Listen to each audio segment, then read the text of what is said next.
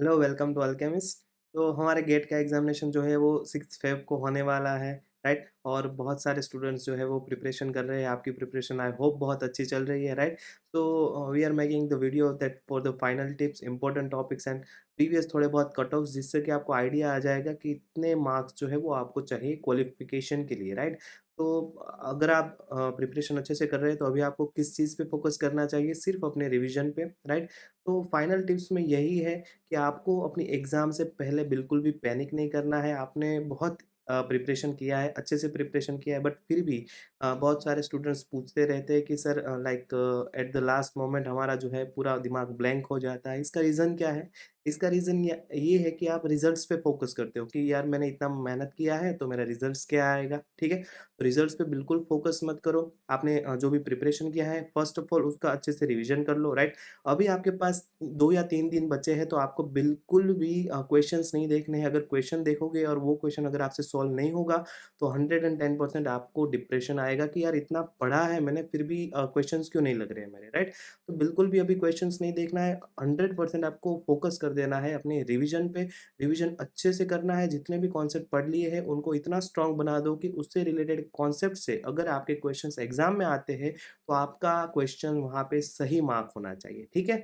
तो थोड़े बहुत डिटेल्स जो होते हैं जहाँ पे आपका फ़ोकस नहीं गया है, वहाँ पे हम आपकी हेल्प कर देंगे। एज़ फॉर एग्ज़ाम्पल कि कितने आपके जो है एमसीक्यू, एमएसक्यू और एनटीए टाइप होते हैं, कहाँ पे आपको कैसे जो है मार्क करना है क्वेश्चन, राइट? अगर आपको थोड़ा बहुत आइडिया कम है, तो यहाँ पे आपको वीडियो में सब आइडिया मिल जाएगा, ठीक है?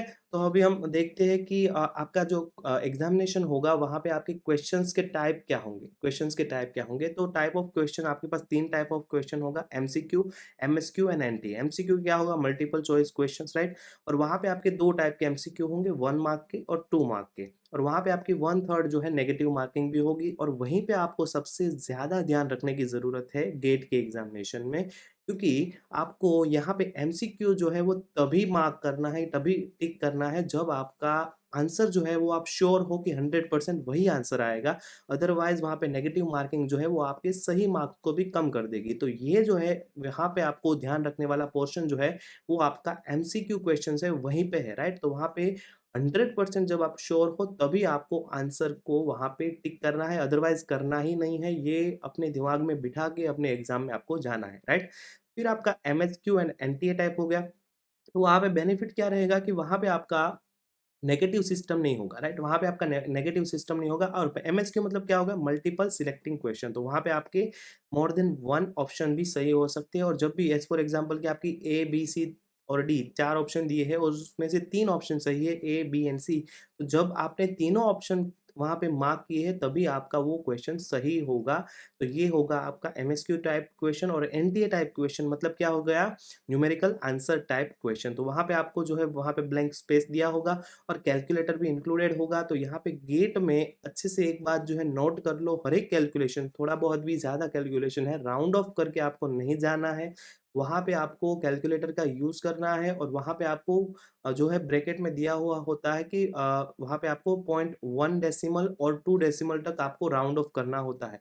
तो वो अच्छे से ध्यान में रखो, और उस हिसाब से वहाँ पे आपको राउंड ऑफ करके अपना आंसर जो है वहाँ पे डालना होता है। तो गलती बिल्कुल मत करिएगा, और जल्दबाज़ी में आता है वो कॉन्सेप्ट भी गलत मार्क करके मत आएगा, राइट? और थोड़ा बहुत डिटेल में देख लेते हैं कि वहाँ पे आपके क्वेश्चंस कहाँ-कहाँ पे हो जाते हैं।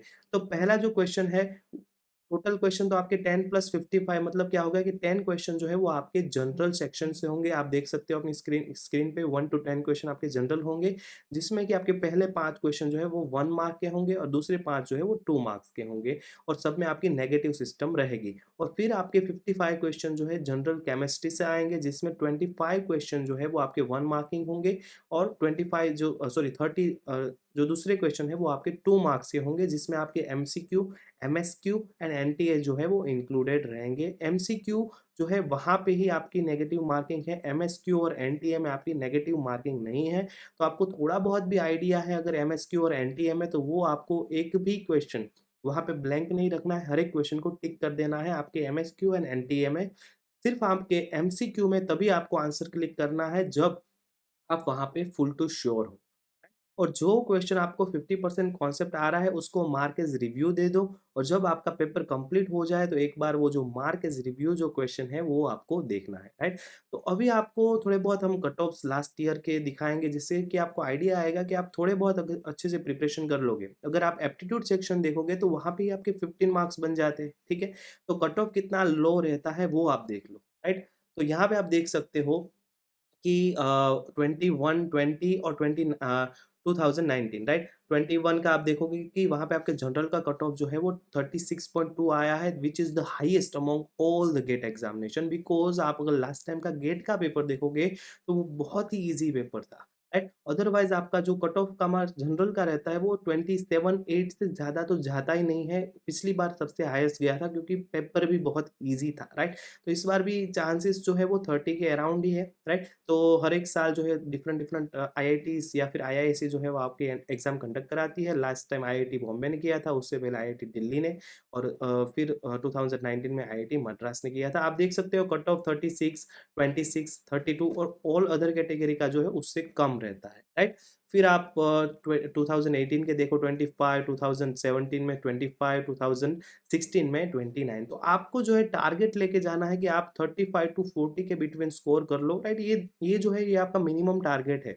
अगर आप इतना स्कोर कर लोगे तो 99% प्रोबेबिलिटी है कि आप अपना एग्ज़ाम क्वालीफाई कर लोगे। बहुत ईज़िली आप ये जो क्वालिफ़िकेशन वाला मार्क्स जो है वो आप ला सकते हो। और मोर देन अगर 50 है तो आप अच्छे रैंक में भी आ जाओगे। इवन पॉसिबल है कि आप टॉप 100 में भी हो सकते हो अगर आपके मार्क्स जो है 50 से ज़्यादा बन रहे हैं, ठीक है? तो ये हो गए आपके थोड़े बहुत कट ऑफ और अभी आपको मैं ये बताऊँगा कि लास्ट मोमेंट पे कौन से टॉपिक्स करने ही हैं। वो टॉपिक्स आपको स्किप नहीं करने हैं, अच्छे से वो टॉपिक्स आपको रिवीजन करने हैं। तो आप इनऑर्गेनिक केमिस्ट्री में से chemical bonding, coordination chemistry, organometallic chemistry, main group element and bio inorganic chemistry को अच्छे से रिवीजन कर लो, राइट? क्योंकि ये आपका टाइम जो है वो कौन-सा टाइम है? रिवीजन वाला टाइम। तो रिवीजन अच्छे से करना है। ये टॉपिक्स तो आपको रिवीजन करने ही हैं। अगर टाइम बच जाएगा तो आपको थोड़े बहुत इनऑर्गेनिक स्पेक्ट्रोस्कोपी हो गया, राइट? ये सब जो है वो थोड़ा बहुत और रिवीजन कर लेना है, पीरियोडिसिटी हो गया, एटॉमिक स्ट्रक्चर हो गया। एटॉमिक स्ट्रक्चर में से नोड, रेडियल नोड्स वाला पार्ट जो है वही ज़्यादा इम्पोर्टेंट है। तो ये सब जो है टाइम अगर बच गया तो करना है, बाकी सबसे पहले आपको प्रायोरिटी किस 5 टॉपिक को देनी है, ये 5 टॉपिक को, ये बहुत इम्पोर्टेंट है, यहाँ से क्वेश्चंस ज़्यादा आते हैं, ठीक है? फिर आपके ऑर्गेनिक केमिस्ट्री में क्या हो गया, स्टीरियो केमिस्ट्री हो गया, रिएक्टिव इंटरमीडिएट हो गया, रिएजेंट हो गया, स्पेक्ट्रोस्कोपी हो गया ना, पेरिसाइक्लिक रिएक्शन हो गया।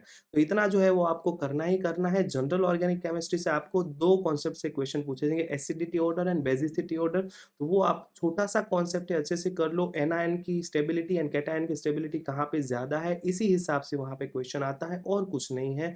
तो ये 5 टॉपिक बहुत इंपॉर्टेंट है ऑर्गेनिक केमिस्ट्री में, रिवीजन इसका करना ही है हमें, ठीक है? फिर आपका हो गया फिजिकल केमिस्ट्री में solid state chemistry, chemical kinetics, molecular spectroscopy, polymer and surface chemistry and group theory. देखो पाँचों के पाँचों टॉपिक जो है वो बहुत जो है छोटे-छोटे टॉपिक है। अगर आपके पास टाइम बचता है, राइट? तो आपको क्वांटम और थर्मो में जाना है क्योंकि क्वांटम और थर्मो में प्रॉब्लम क्या हो सकता है कि अ, गेट का अगर एग्ज़ाम देखोगे तो एनटीए टाइप क्वेश्चन और एमएसक्यू टाइप क्वेश्चन जो है कई बार हार्ड-हार्ड क्वेश्चन पूछ लेते हैं और क्वांटम और थर्मो में से हार्ड क्वेश्चन आने की प्रोबेबिलिटी ज़्यादा रहती है। तो आपके क्वेश्चन्स आपने वहाँ पे कॉन्सेप्ट पढ़े हैं, फिर भी प्रोबेबिलिटी है कि आप क्वेश्चन सॉल्व ना कर पाओ। क्यों? क्योंकि वहाँ पे क्वेश्चन की हार्डनेस जो है वो ज़्यादा हो जाएगी। तो ये दोनों कॉन्सेप्ट भी करने हैं बट पहले आपको प्रीडोमिनेंट इफेक्ट रहेगा, आपको 5 टॉपिक्स मैंने लिखा है वो करने हैं और इलेक्ट्रोकेमिस्ट्री यहाँ पे नहीं लिखा है बट इलेक्ट्रोकेमिस्ट्री में आपको किस चीज़ पे ज़्यादा फोकस करना है? फॉर्मूला बेस्ड क्वेश्चन पे। फॉर्मूला से डायरेक्ट आपके क्वेश्चन जो निकलते हैं, राइट? फॉर एग्जांपल है रेजिस्टेंस फाइंड आउट करना, मोलर कंडक्टिविटी फाइंड आउट करना, नॉन्स्ट इक्वेशन से आपको इक्विलिब्रियम कांस्टेंट फाइंड आउट करना, ये सब जो क्वेश्चंस है उसकी अच्छे से प्रैक्टिस करनी है और अगर प्रैक्टिस क्वेश्चंस आपको चाहिए तो पूरी Sharma Pathania is the best book. वहाँ पे आप जाइए और अपने इलेक्ट्रोकेमिस्ट्री के डिफरेंट वहाँ पे आप जो है एग्जाम्पल्स देख सकते हो और वो करिए, वहाँ से डायरेक्ट क्वेश्चन आने की भी प्रोबेबिलिटी है।